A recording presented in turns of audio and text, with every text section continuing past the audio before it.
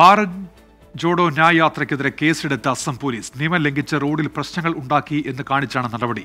ക്രമസമാധാനം ലംഘിച്ചാൽ യാത്രയ്ക്കെതിരെ കേസെടുക്കുമെന്ന മുഖ്യമന്ത്രി ഹിമന്ത ബിശ്വ ശർമ്മയുടെ പ്രസ്താവനയ്ക്ക് പിന്നാലെയാണ് നടപടി.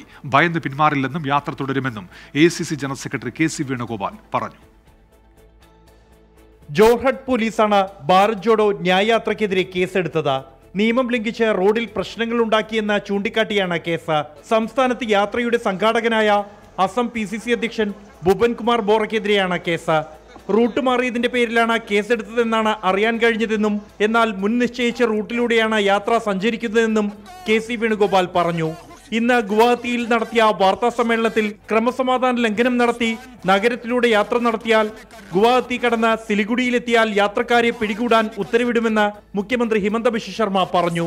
രാവിലെ യാത്രയുടെ 5ാം ദിനം അസമിൽ ആരംഭിച്ച രാഹുൽ ഗാന്ധി BJPയും ഹിമന്ത ബിശ്വ ശർമ്മയും അസമിനെ വിഭജിക്കുകയാണെന്നും രാജ്യത്തെ ഏറ്റവും അഴിമതി നിറഞ്ഞ സർക്കാർ അസമിലാണെന്നും വിമർശിച്ചിരുന്നു.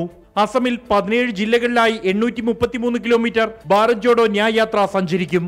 24 ഡൽഹി.